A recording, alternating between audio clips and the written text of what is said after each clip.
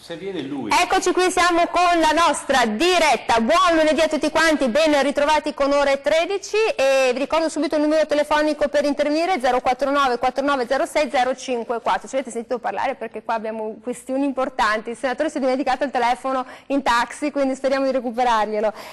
Di cosa parliamo oggi? Parliamo di politica. Ci chiediamo allora, questo taglio dei parlamentari è davvero la cosa migliore per noi? Quanto ci farà risparmiare? Che cosa verrà meno? Ne discutiamo con il senatore Giovanni Endrizzi, senatore del Movimento 5 Stelle, benvenuto. Buongiorno. Spero di darle buone notizie sul recupero del suo telefonino, va bene? Poi abbiamo il piacere di avere in studio con noi il professor Maurizio Malo, docente di diritto pubblico e costituzionale dell'Università di Padova, benvenuto, ben ritrovato. Buongiorno.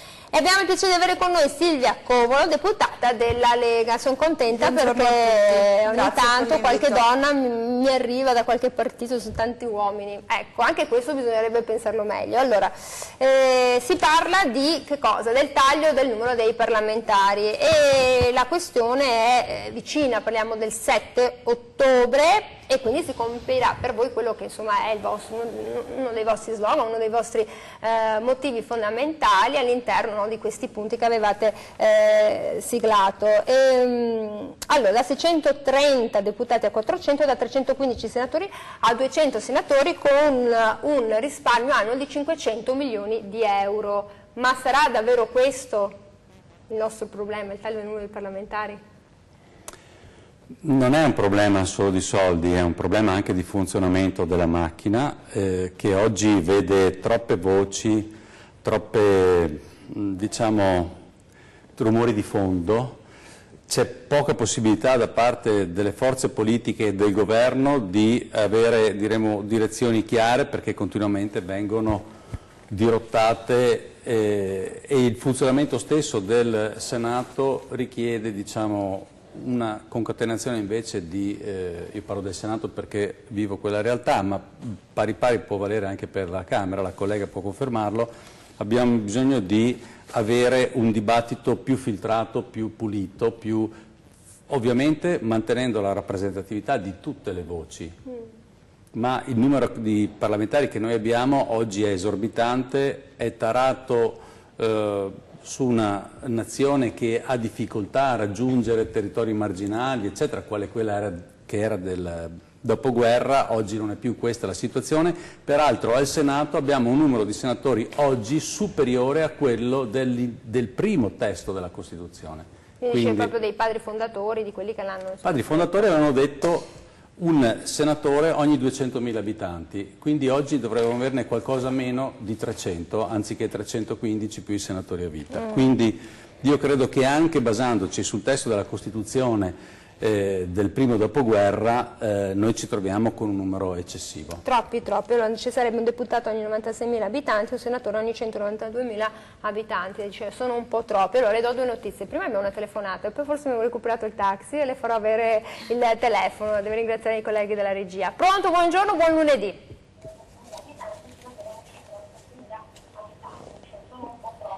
Pronto, deve abbassare il televisore. Sì. Buongiorno. Bene, Sì. abbassa il televisore. Ecco. Ci dica tutto, buongiorno. Buongiorno. Volevo dire che da tanto tempo non Deve abbassare il televisore, l'audio. È da parecchio tempo che non andavo a votare. Questo è stato un motivo valido per ritornare a portare il voto. Altrimenti non... E poi non ritornerò neanche più se non fanno questo discorso di tagliare il numero dei parlamentari. Senta, ma è tornato a votare? Le posso chiedere, visto che tanto siamo nell'anonimato, ha votato il Movimento 5 Stelle per questa ragione? Se ha votato Sì, per questa ragione, per il taglio dei costi della politica praticamente, altrimenti non avrei dato il voto e se qualcun altro non proporrà questa soluzione, naturalmente non tornerò mai più a votare, perché ormai quei costi della politica sono ormai importanti.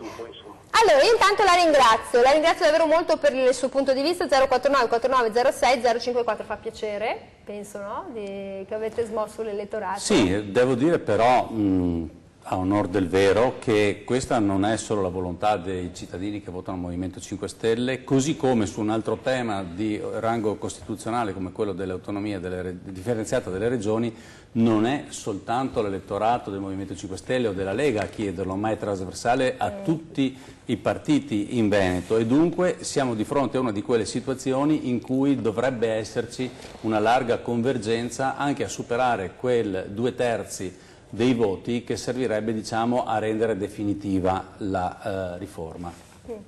Avete capito, quindi comunque fa piacere che indipendentemente, poi meglio per lei aver votato Movimento 5 Stelle, comunque una persona non votava prima, è tornata a votare, dice voglio credere nella politica e continuerò a votare se vedo i risultati per i quali sono tornato ad esprimere il mio voto. Senta, allora Silvia Covolo, su che posizioni siete adesso? Fatemi capire, perché tanto è cambiato dal 7 e dall'8 di agosto. Questo taglio dei parlamentari è cosa buona e giusta? In prima votazione sia alla Camera che al Senato abbiamo votato favorevolmente, anzi al Senato siamo già alla seconda lettura, ma anche all'ultimo passaggio alla Camera, che si svolgerà la prossima settimana, il 7 e l'8 ottobre. Continueremo a mantenere la stessa linea, quindi voto favorevole rispetto a questo taglio che riguarderà 1/3 del numero di deputati e senatori, quindi in termini numerici parliamo di 315 rappresentanti.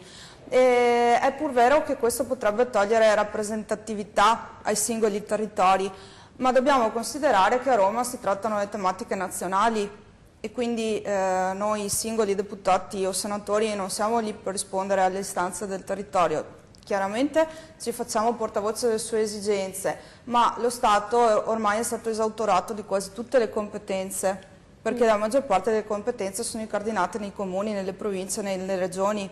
Per cui, come ha detto poc'anzi il collega, la macchina è troppo complessa, il numero è eccessivo rispetto alle funzioni che ormai sono rimaste in capo allo Stato, e abbiamo operato altri tagli, ad esempio il taglio dei vitalizi, anche se abbiamo ereditato circa 1000 ricorsi di ex parlamentari che ora dovremmo decidere. Io sono anche componente del Consiglio di giurisdizione, in quanto anche avvocato, quindi abbiamo tenuto udienza per 1 anno, perché quasi tutti si sono rivolti a dei legali per contrastare appunto queste decisioni dell'ufficio di presidenza dello scorso anno, e ora dovremo valutarle.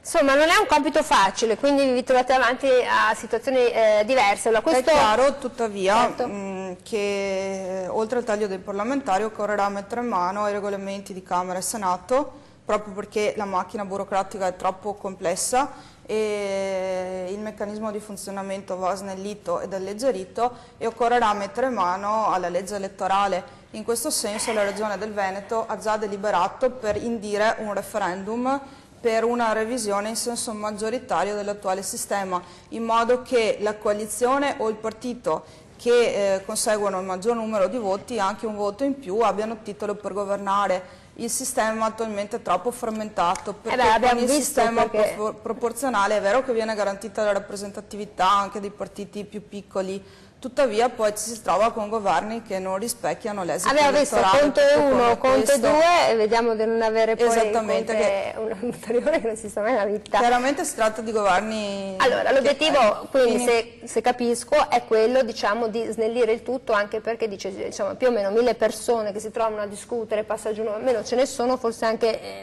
meno complicanze ci saranno. Però io volevo capire dal nostro docente di diritto pubblico e costituzionale dell'Università di Padova, il professor Maurizio Malo. È una scelta giusta quella, diciamo, di andare a eliminare un tot numero di parlamentari tra deputati e senatori per quelle che sono le esigenze della nostra Costituzione, per quelle che sono le esigenze, diciamo, dell'ordinamento? È una cosa buona? Dunque, la riduzione dei parlamentari, così come fatta, con 2 articoli che dicono, l'uno riduciamo da 630 a 400 Camera e da 315 a 200 Senato, e sostanzialmente non dice, anzi né sostanzialmente né formalmente dice di più, questa riforma tradisce il principio democratico rappresentativo. Ed è paradossale che venga dai 5 Stelle in particolare, i quali effettivamente anche si sono fatti promotori di varie iniziative al fine di coinvolgere sempre di più i cittadini alla politica. Qui invece è chiaro che se noi riduciamo il numero dei parlamentari, sostanzialmente abbiamo, come si diceva del resto, meno rappresentatività politica. Poi arrivare al numero fisso, secondo me, è quasi un'idiozia, nel senso che il numero dovremmo riportarlo all'origine del testo costituzionale, secondo il dettato dell'Assemblea Costituente, e quindi in rapporto alla popolazione. E se è vero, come diceva il senatore, che in relazione a quel rapporto originario il Senato si prevedeva ogni 200.000 abitanti, il numero dei senatori attuale 315 va bene e anzi è anche leggermente superiore, perché non è vero che sarebbero sotto i 300, sarebbero 303 per l'esattezza i senatori. È vero anche che il numero dei deputati dovrebbe essere assai maggiore, perché allora il rapporto per i deputati prevedeva un deputato ogni 80.000 abitanti e quindi dovremmo avere una Camera dei Deputati di 756 deputati. Ora, voi mi dite è una questione di organizzazione e di efficienza. Modifichiamo i regolamenti parlamentari, ma non possiamo tradire la rappresentanza politica, specialmente una rappresentanza politica che, se poi voi passate come volete al maggioritario, non avrebbe più voce in Parlamento per quanto riguarda le forze politiche minori, che già oggi hanno una scarsa voce se pensiamo alle soglie di sbarramento. Del resto, anche chi in fondo accetta tra i colleghi una diminuzione dei parlamentari aggiunge che in tal caso bisognerebbe andare a una legge elettorale di tipo proporzionale, puro, senza neppure le soglie di sbarramento e fedele ai principi costituzionali fondamentali che questo chiedono. Ecco, questa è, direi, una riforma costituzionale volta a seguire diciamo, lo stato d'animo attuale del popolo, che dice: noi siamo contro la politica, contro questi politici, l'antipolitica, ma l'antipolitica non ci aiuta a tornare ai principi costituzionali, ad essere fedeli allo Stato democratico rappresentativo, non ci aiuta a riportare, diciamo, la comunità vicina alle istituzioni. C'è il Parlamento? C'è il Parlamento e poiché per forza c'è, riduciamolo almeno, così dà meno fastidio. Ecco. E anche per quanto riguarda la riduzione dei costi, la riduzione dei costi non si fa riducendo la rappresentanza politica, si fa piuttosto riducendo le indennità parlamentari, perché 15.000 euro netti, mi pare più o meno al mese, che rimangono nelle tasche dei parlamentari, sono forse eccessive per vivere a Roma, anche per chi arriva da lontano. Allora, adesso qua mi sta scatenando un po' la situazione. Allora, 049 49 06 054, allora Endrizzi, voi professore, questo che lei sta dicendo, però vede, dice il telespettatore di prima ha detto: però io grazie a questa idea mi sono riavvicinato alla politica, sono tornato a votare. Però dall'altra parte anche il professore dice: caro Endrizzi, voi che siete tanto fautori della rappresentanza politica del cittadino, della cittadinanza attiva, così facendo tappate la bocca ad alcune realtà. Mi dà una risposta, porti pazienza, dopo la pubblicità. A dopo. Volentieri.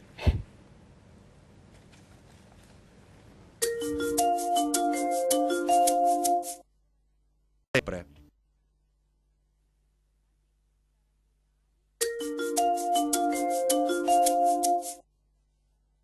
Qui siamo siamo tornati con la diretta 049 4906 054. Allora, voi che siete a casa, siete d'accordo sulla riduzione, sul taglio del numero dei parlamentari? Pensate che sia questo un modo per iniziare a far sì che l'Italia funzioni un pochino meglio, sia meno insomma, impegnata su questioni e vicende che discusse con meno persone, con meno parlamentari, magari diventano un po' più snelle? Questa potrebbe essere una bella domanda. C'è la telefonata e poi Endrizzi mi risponde a tutto quello insomma, che il professore sta contestando. Pronto, buongiorno. Buongiorno signorina, niente, mi è caro sentire questi signori qua per dirgli qualche cosa anche a me. È qua, si dica. Sono qua, no, perché devo dirlo là, va bene.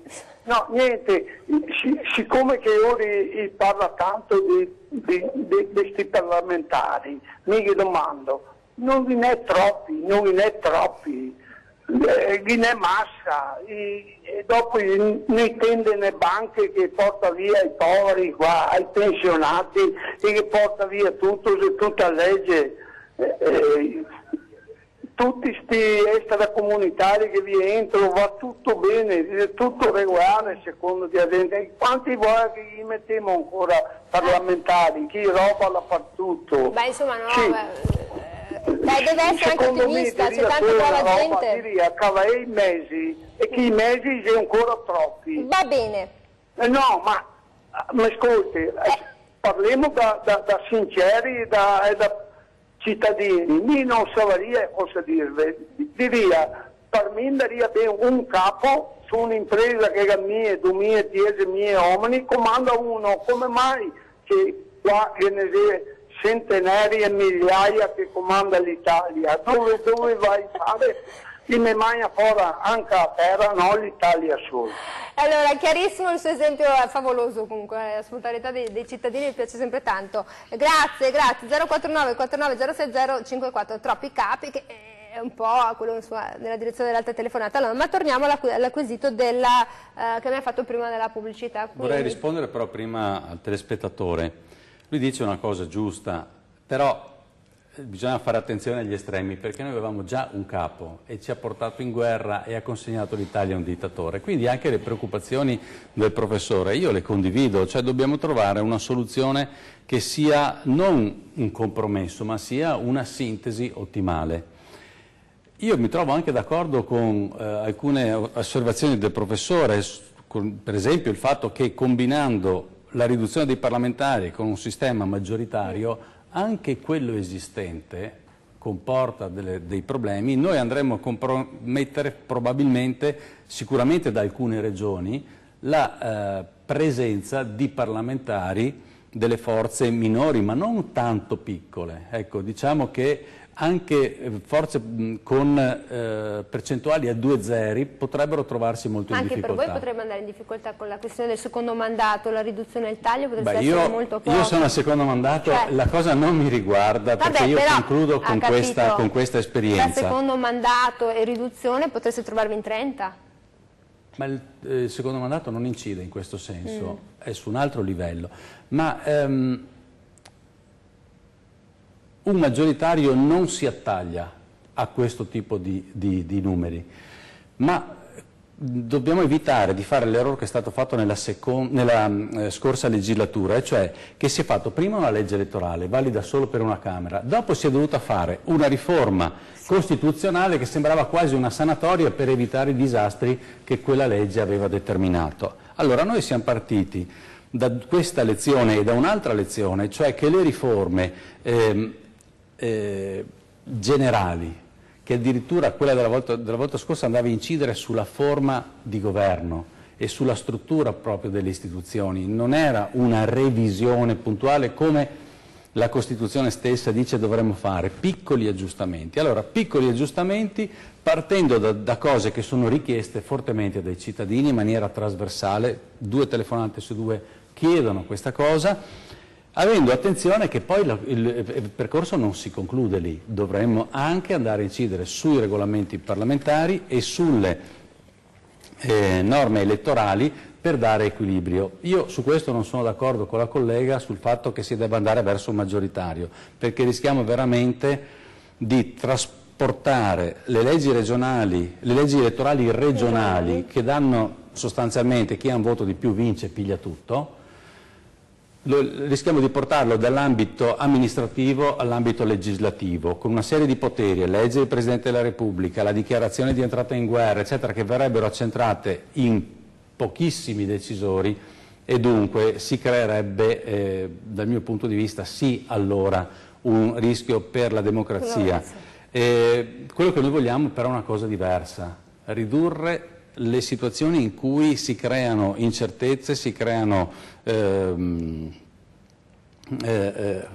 farragini al percorso legislativo, fatto salvo che tutti devono potersi esprimere tutta l'idea a pari dignità. Io però oggi mi trovo che in discussione generale su un provvedimento 2, 3, 4, 5 ore, interventi fotocopia, molto spesso propagandistici, molto spesso che non vanno nel merito della questione, e dunque dal mio punto di vista dovremmo forse fare con i regolamenti dare maggior spazio al lavoro in commissione e dare lo spazio di sintesi e di ratifica pubblica dei provvedimenti all'Aula. Questo per chi insomma segue ogni tanto la questione, effettivamente è vero, non si alza uno, si alza Tizio, Caio, però dicono tutti quanti più o meno la stessa cosa quando si tratta di un certo argomento. Telefonata da casa 049 49 06 054, infatti io non so, io mi addormenterei alle volte perché è tremenda. E allora vi dico che intanto è tornato al telefono del senatore. Pronto, buongiorno. Buongiorno, sono Franco da Udine. Buongiorno Franco. È più di 20-30 anni che sento questi bisogna ridurre i parlamentari, Basterebbe solo, se andiamo a votare il 60%, e anche loro il 60%, invece di essere in 1000 sono solo in 600. E che ci vuole? Non ci vuole mica una mente, anzi loro hanno una mente contorta che devono fare commissioni su commissioni per poterlo ridurre. Basta che mettessero la proporzionale, se uno va 60% a votare, anche loro ridimensionare al 60%. Che ci vuole? Esatto. Grazie, mandi. Grazie signor Franco. Da Udine l'ha capito Silvia Covolo. Allora, il nostro spettatore è molto basic, cosa ha detto? Lineare, ha detto è una questione di proporzione, votano in 10 e leggo 10, non è che funziona così neanche sul pagamento delle tasse, perché non è che... questo è. Quello della riduzione dei parlamentari è un impegno che avevamo preso ancora in sede elettorale, per cui intendiamo mantenerlo, anche perché riscontro dalle telefonate che c'è tantissima aspettativa in questo senso tra la popolazione. E per quel che riguarda la riforma in senso maggioritario del sistema elettorale, a mio avviso non andrebbe a discapito delle minoranze, perché vediamo il modello dei comuni. È comunque garantita la tutela delle minoranze e c'è stato anche in questo senso un taglio del numero dei consiglieri rispetto agli anni passati. Io sono stata sindaco e il sistema all'epoca era molto farraginoso, perché con un elevato numero di consiglieri di minoranza ero sempre vittima di interrogazioni, di emozioni e perdevo moltissimo tempo per dare riscontro a questo, sottraendo spazio quindi al dialogo con i cittadini, all'incontro con il pubblico, eccetera. Ora, nel mio comune siamo quasi 9.000 abitanti, ci sono 12 consiglieri comunali, siamo in 4 consiglieri di minoranza e il sistema funziona ugualmente. I consigli comunali sono molto più ordinati. Il sistema alla Camera e al Senato attualmente è molto farraginoso, è molto complicato, poi con continui interventi anche sull'ordine dei lavori, i lavori sono sempre costantemente bloccati. Cioè gli dice che si allunga il tempo? Ore di aula, sì, sicuramente. Cioè se io decido di fare, non so, un iter, una nuova legge, cioè si perdono ore a parlare, a discutere, a volte del nulla, anche con interventi di poca sostanza. E quindi lei dice sì, è una cosa che bisogna... È una priorità quella di mettere mano sui regolamenti, ma anche quello di ridurre il numero di componenti delle Camere, perché non è funzionale alle esigenze. Ma lei che è una pratica che ha fatto il sindaco dice guarda, a me viene a barba lunga così a sentire Tizio, Caio, sempre dicono la stessa roba, andiamo via veloce, cioè mi piacerebbe una cosa snella. Noi abbiamo migliaia di disegni di legge depositati perché ognuno vuole proporre i suoi, la sua legge. E onestamente troviamo scritto in questa, diremo, questo potrebbe essere visto anche come un patrimonio di idee, però troviamo scritto tutto il contrario di tutto, a volte in forme folcloristiche, devo dire la sincera verità. Allora, non ridurre le idee, ma ridurre le persone che portano avanti queste idee. Non c'è bisogno di mille eletti. Insomma, il concetto è, da quello che capisco, è da entrambe le parti fare sintesi, che da A a Z non ci siano, insomma, tutte le temi, ma ci sia un transfer, un trasferimento un po' più veloce. Io prendo la telefonata, poi professore le do la parola. Pronto, buongiorno. Buongiorno dottoressa, a lei e ai suoi ospiti. Buongiorno.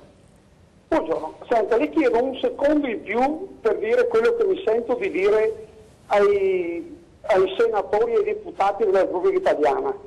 Nel 2009, quando siamo entrati in crisi, le aziende e le famiglie hanno tagliato le spese per farcela.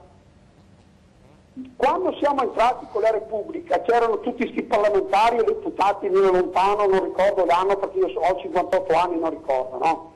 E tutti scrivevano a penna e scrivevano cartacei, no? Siamo arrivati nel 2020 che siamo computerizzati e tutto dovremmo fare tramite computer, e ci troviamo ancora questa aula, no, del Senato e la Camera dei Deputati piena di gente.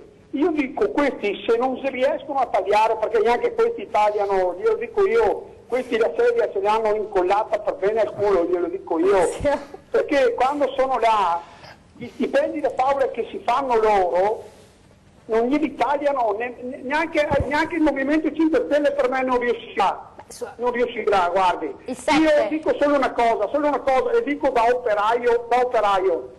Io vorrei che una televisione si degnasse di chiamare gli operai e metterli in confronto con i politici e dire ai politici: voi venite al nostro posto a 1.300 euro al mese e noi operai veniamo al vostro a 6, 7, 8, 10 mila euro al mese. Cavoli, tagliatevi gli stipendi se non riuscite a tagliare i deputati e i senatori.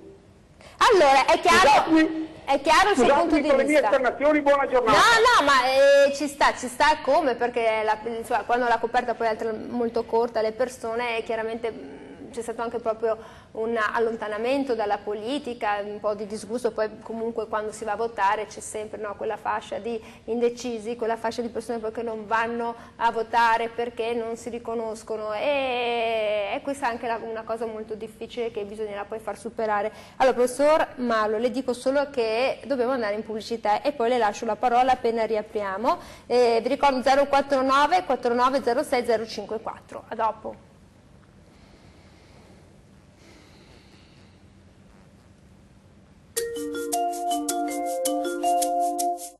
5.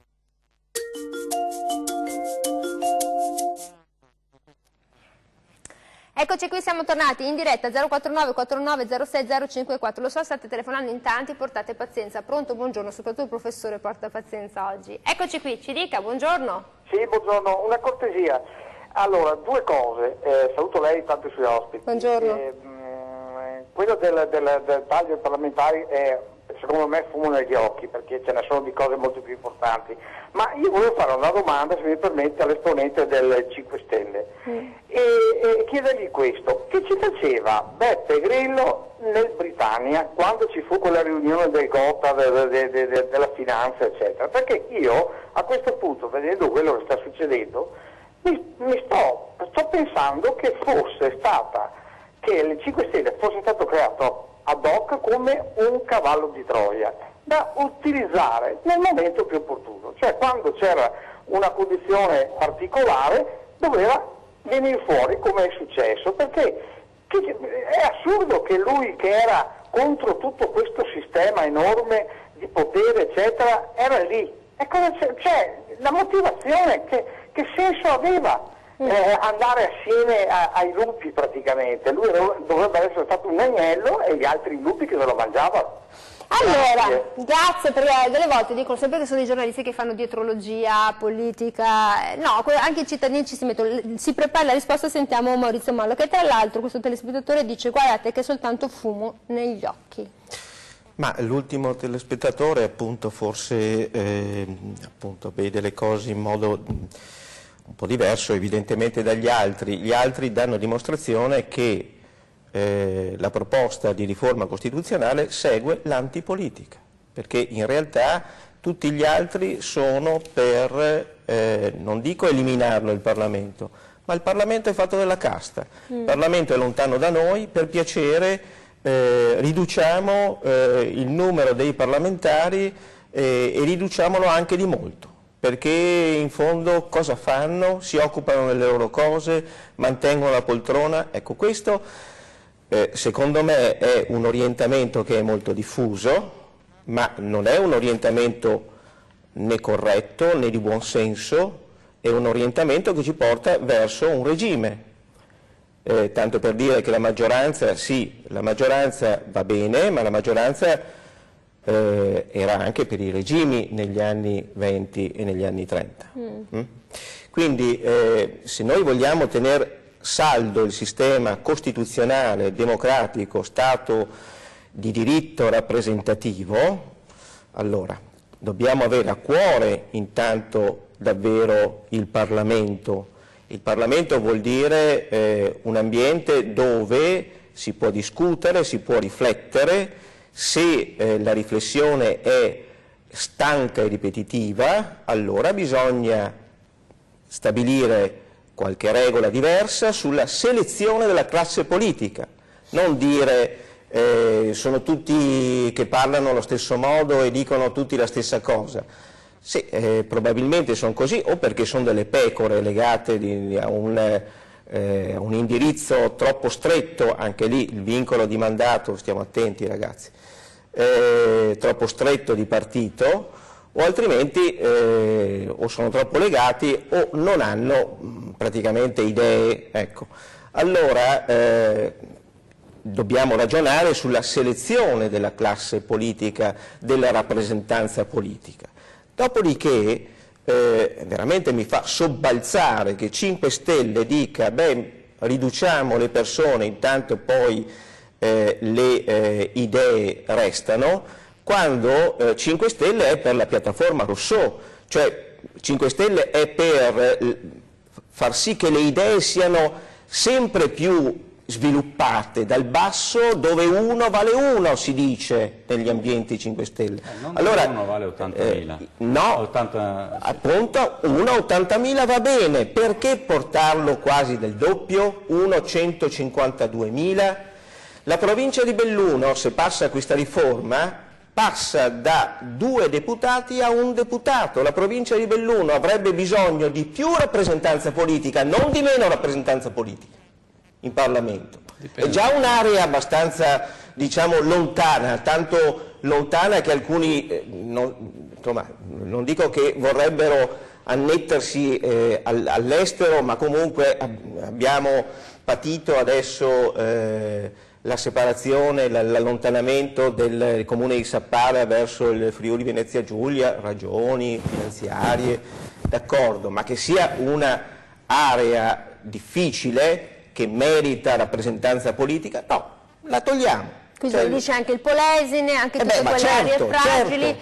Ma... E poi la rappresentanza politica minore ci sarà meno. Certo che ci sarà meno, ma ci deve essere. Il Parlamento è un luogo di discussione pubblica. Voglio dire, non possiamo trovarci in piazza.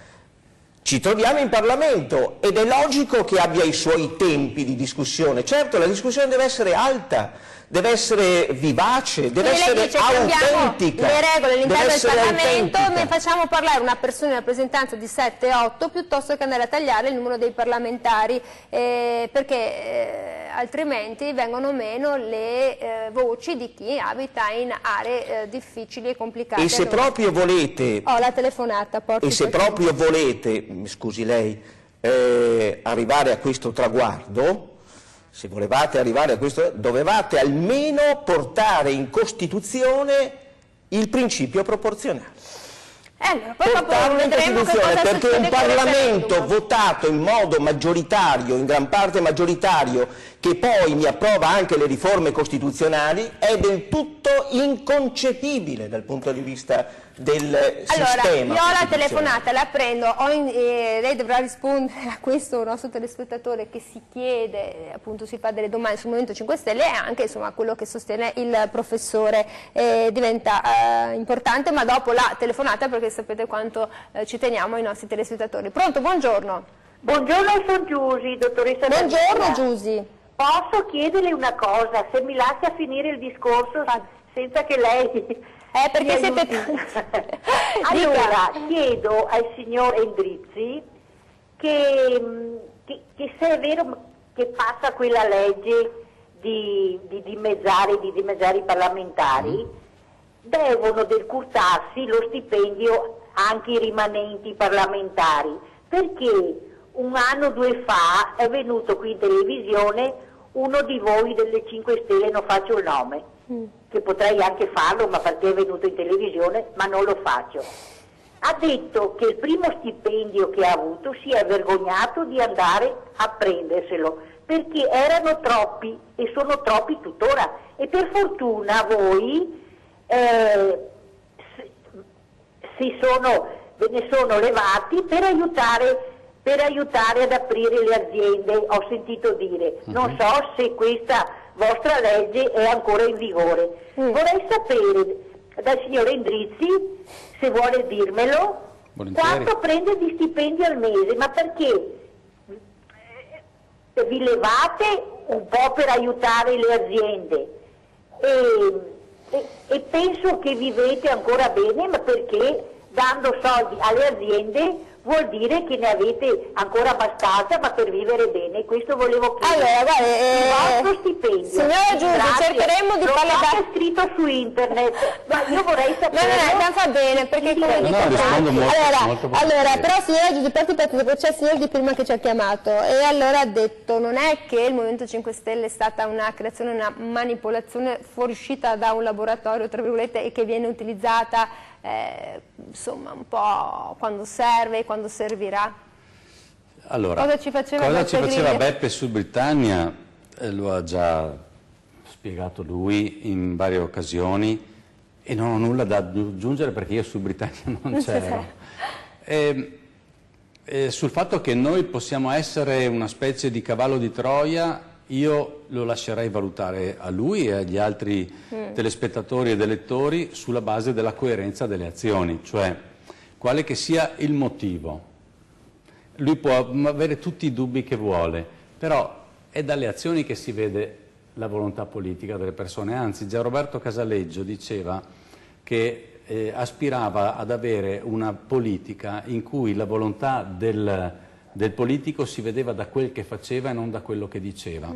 E per quel che riguarda la verifica sulle nostre azioni, rispondo alla signora, io ricevo dal Senato circa 5.300 euro al mese come netti come stipendio, poi ricevo indennità perché quando vado a Roma ho bisogno di mantenere una casa per stare in quei giorni, alcuni hanno fatto la scelta di andare in albergo, io ho preso un appartamento e abbiamo dei soldi che ci vengono dati per pagare per esempio dei collaboratori, gli stipendi alle persone che lavorano con noi perché abbiamo bisogno di supporto e solo sommando tutto questo si arriva a 14.000 circa. Chi è presidente di commissione qualcosa in più perché ci sono delle indennità in più eccetera, però diciamo siamo sui 14-15.000 euro. Che cosa fa il Movimento 5 Stelle? Lo stipendio, anziché 5.300, viene ridotto a 3.150 netti. E lei, signora, se si collega a internet, può verificare sul sito www.tirendiconto.it, trova la mia pagina, clicca sulla mia fotografia e vede quanto ho versato, quanto ho restituito, diciamo, nei mesi passati, perché per il mio stipendio noi siamo tenuti a dare quei 2.000 euro di differenza e per quel che riguarda invece tutte le indennità, diciamo, i rimborsi che abbiamo, quello che non spendiamo lo dobbiamo anche quello restituire e le mie spese sono documentate. Infatti c'è stata una bella cifra, no? L'anno scorso che è stata presentata. Sì, noi quella cifra l'abbiamo destinata a finanziare un fondo governativo per il microcredito alle aziende, cioè noi quei soldi li mettiamo per garantire i prestiti alle aziende che possono essere in difficoltà e non trovano dalle banche il credito necessario. Ecco, lì possono avere per progetti, soprattutto piccole e piccolissime imprese, possono avere dei finanziamenti utili ad avviare un'attività commerciale, artigianale, eccetera, e hanno da questo fondo una garanzia. È stato un esperimento molto utile e i dati dicono che ha generato moltissimi posti di lavoro, per cui abbiamo insistito. Quindi un feedback positivo e lo continuiamo a portare avanti. Poiché questo fondo poi dopo, vista l'utilità, il governo lo ha finanziato anche con fondi statali, adesso stiamo valutando se ci sia la possibilità di destinare ad altre buone cause per far crescere altre situazioni. Però se tagliano tanto il numero di parlamentari, anche questi finanziamenti diventano sempre meno, perché se poi... No, piano. No, glielo chiedo io perché se... È previsto anche, c'è una nostra proposta di legge, che oltre a tagliare il numero si tagli anche lo stipendio. Allora, prendiamo la telefonata da casa. Pronto? Buongiorno. Pronto? C'è qualcuno che ha sbarellato con lo stipendio di Endrizzi? No. Pronto? C'è qualcuno di là? Pronto? Buongiorno. Signore, signora? C'è, non c'è? Vabbè, casomai ci richiama. Grazie comunque per averci provato. 049 4906 054. Allora Silvia Covola ha sentito, insomma, le persone hanno bisogno di certezze, probabilmente anche il battage politico di alcuni partiti ha aiutato molto, però questo ha creato anche un accanimento con la casta, con la politica, con tutto, ha creato proprio un po' di rabbia, di rancore nei confronti di quelle che, insomma, il senatore, il deputato, delle figure che dovrebbero essere alte e specchiate. Io per una questione di trasparenza vorrei allinearmi a quello che ha detto il collega e rendere noto quello che percepisco, perché è a carico dello Stato, per cui è giusto che i cittadini lo sappiano. Io non ho mai percepito più di 10.000 o 11.000 euro. Lordi o netti? Lordi. E di questi 4.000 vengono erogati a titolo di competenza, il resto sono rimborsi spese che noi in parte restituiamo al partito a titolo appunto di rimborso di attività politico-parlamentare, perché è il partito che ci organizza il lavoro a livello di gruppo, che quindi assume il personale, assume le nostre segretarie che gestiscono gli appuntamenti, ci filtrano le telefonate, eccetera.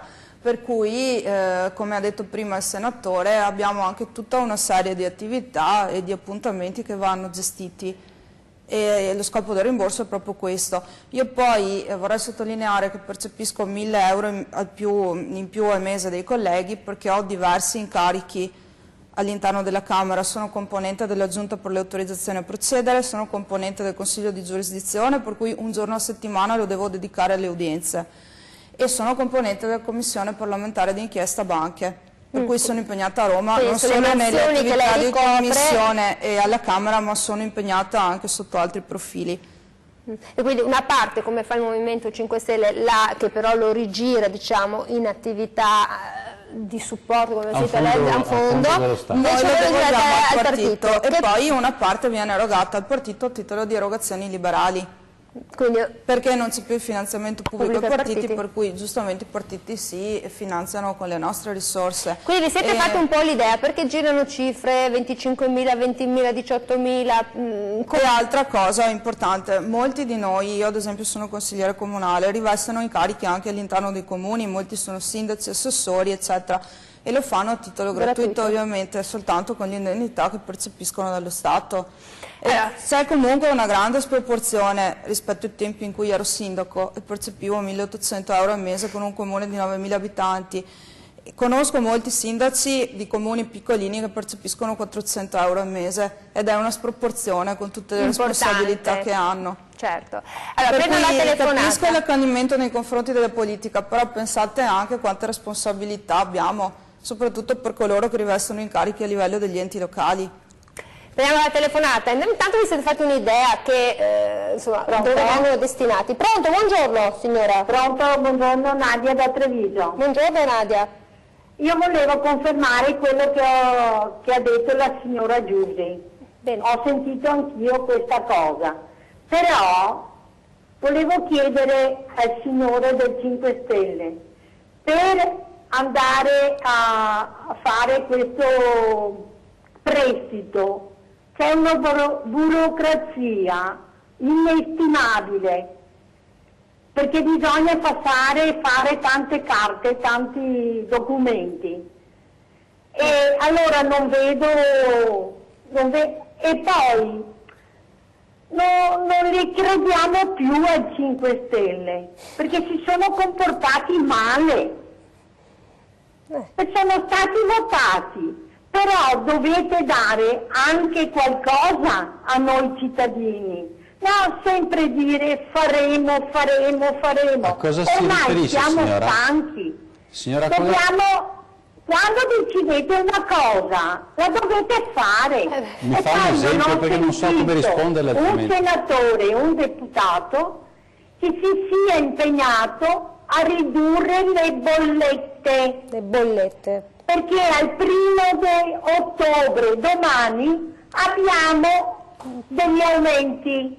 Allora lo Stato siete voi che siete là e dovete fare i diritti dei cittadini. No, che siamo sempre noi, prima delle votazioni ci promettete il mondo intero. Allora, di più, signora Nadia, allora, è chiaro su due concetti, grazie, rapidissimo, poi vado in pubblicità, ma veramente rapidissimo. Quindi è vero che c'è tanta burocrazia per accedere a questo fondo che avete creato? Io quello che so, non ho mai provato in prima persona, ma ho parlato con imprenditori che hanno ottenuto questo finanziamento, si sono rivolti a un consulente del lavoro, c'è una lista di quelli che hanno dato la disponibilità per svolgere questo lavoro gratuitamente. E poi le pratiche non mi risultano siano così complesse. Comunque bisogna che le persone siano specchiate per ottenerlo, perché non è che vai lì certamente sono posti dei filtri, ecco. Ma non li abbiamo posti noi perché, ripeto, è un'erogazione che viene fatta dalle banche su garanzia dello Stato con soldi che abbiamo versato noi. Noi non interveniamo direttamente in questo processo perché noi siamo semplicemente, diremo, dei cofinanziatori. Quindi voi sapete che comunque questi soldi vanno a buon fine. Ma se io segnalerò, grazie di questa cosa. No, perché la signora dice che della burocrazia. Di verificare se eventualmente ci possono essere. Come vi siete occupati delle bollette, delle utenze. Domani, stangata, ricominciamo con un ottobre in cui l'elettricità la fa. Posso dire un'opinione mia? Allora, molto spesso le bollette vengono da società partecipate dei comuni, non sono società statali, sono società gestite a livello locale, spesso sono società per azioni, a volte vedono in società pubblico e privato. Io sono assolutamente contrario a questo tipo di gestione, perché se dalla bolletta scaturisce un utile, questo utile in parte va al comune, per esempio, se è una partecipata comunale, in parte va al privato e questo io non lo trovo giusto, non lo trovo accettabile nei servizi essenziali. Quindi ci dovrebbe essere però la legge che ha stabilito questa situazione è stata voluta nella precedente legislatura da chi aveva la maggioranza, noi l'abbiamo avversata. Se ci si rimprovera di non aver fatto abbastanza, ma sull'acqua pubblica, per esempio, che è una delle bollette più delicate, stiamo già intervenendo. Se ci si dice di non fare abbastanza, per me è un incoraggiamento, perché noi la volontà l'abbiamo sempre. Ce l'avete messa. Allora, io devo andare in pubblicità, 049 49 06 054, poi professor Malo, insomma, facciamo un po' il punto della situazione, facciamo questa famosa sintesi che non viene fatta in Parlamento. Torniamo dopo la pubblicità.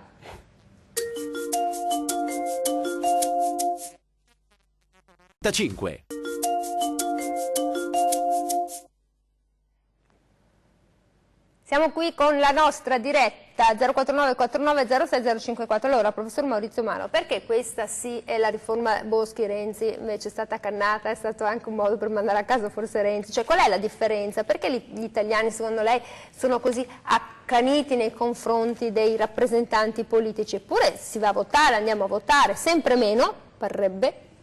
Si è fatto un'idea lei, che è studioso, professore? No, la riforma Renzi-Boschi come diceva il senatore, riguardava svariati aspetti. Ma il taglio del parlamentare anche anche il taglio dei parlamentari, ma riguardava svariati aspetti e incideva in modo abbastanza profondo, direi, anche sulla forma di governo e non magari in modo così immediatamente visibile, però nella sostanza delle cose incideva. E comunque in quel caso ci fu anche un certo movimento politico nel Paese che era contrario anche a un certo punto al renzismo, diciamolo pure, ecco, perché Renzi in qualche modo forse era diventato anche eccessivamente protagonista, in un senso anche non voluto da una parte, non piaceva in qualche modo al Paese. E, la riforma attuale, stando alla riforma attuale, la riforma attuale ha diciamo, l'obiettivo che si vuol presentare è quello della maggiore razionalizzazione, organizzazione. In realtà però si coglie, ripeto, l'obiettivo dell'antipolitica.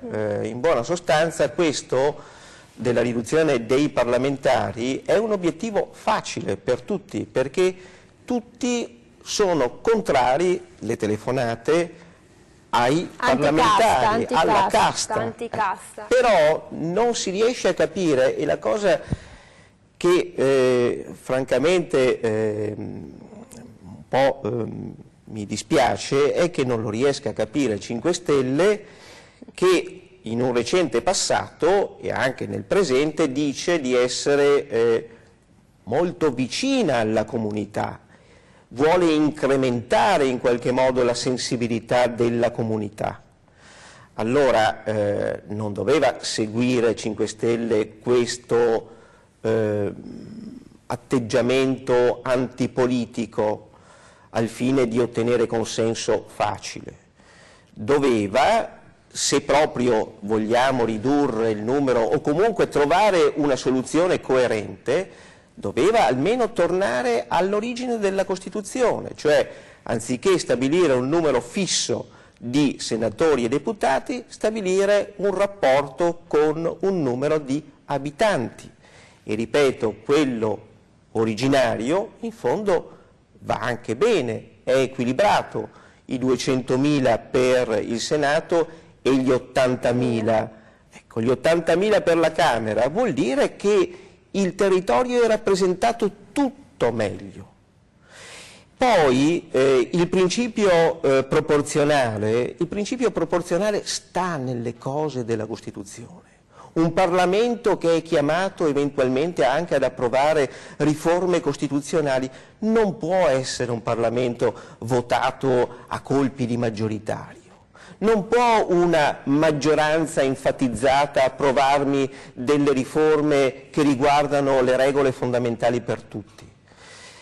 Voglio dire che lo schema complessivo pensato dall'Assemblea Costituente è uno schema che porta al proporzionale e 5 Stelle poteva avere un po' più di coraggio e introdurre il principio in Costituzione.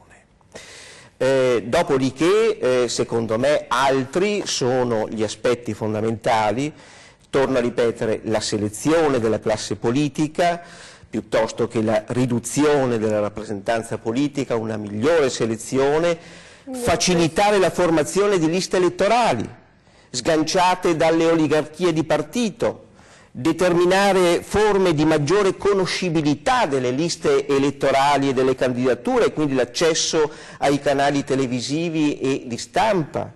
Il voto elettronico, voi volete il voto elettronico ma poi ve lo tenete lì con i 179.000 che ci fate stare con le palpitazioni, dipende dai 179.000 se il governo funzionerà o non funzionerà. Allora, io lo vedo Endrizzi, lei vuole rispondere, ma lei deve anche sapere che ho un tempo limite e siamo andati Io ti rispondo in un minuto. No, anche meno.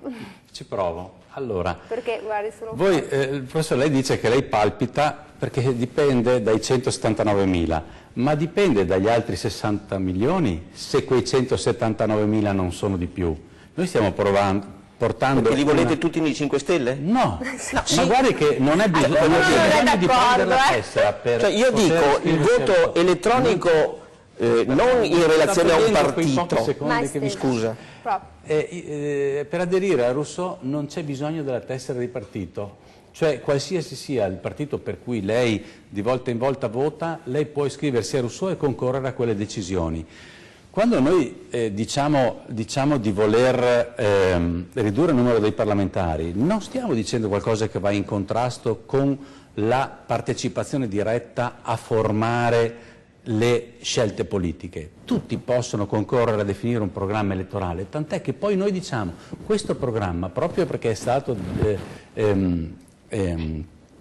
definito da migliaia e migliaia di persone, con migliaia di voti, noi dopo lo dobbiamo portare come esecutori, senza l'opinione individuale, quindi anche prevedendo delle forme di limitazione alla libertà, diciamo l'iniziativa singola del parlamentare, che la Costituzione negherebbe, laddove però il parlamentare non può essere libero di tradire il mandato elettorale, perché altrimenti il programma elettorale non vale più nulla. Allora, Silvia Colo, io non posso farla rispondere, però insomma abbiamo capito che per lei è fondamentale questo taglio e che ci sia questa sintesi. E fin qua... E per me è fondamentale avere un minimo di stabilità e di continuità nei governi, la Covolo, perché... e a questo fine ravviso l'esigenza di un sistema maggioritario. Vabbè, allora, abbiamo cercato di dare la risposta a tutti i nostri telespettatori, grazie che ci hanno chiamato, che ci sta guardando e ci guarderà anche in replica. Io ringrazio davvero molto Giovanni Endrizzi, senatore del Movimento 5 Stelle, per essere stato con noi. Grazie al professor Maurizio Malo, docente di diritto pubblico e costituzionale dell'Università di Padova, e grazie a Silvia Covolo, deputata della Lega, per essere stata con noi. Noi con Ore 13 torniamo domani. Grazie, arrivederci.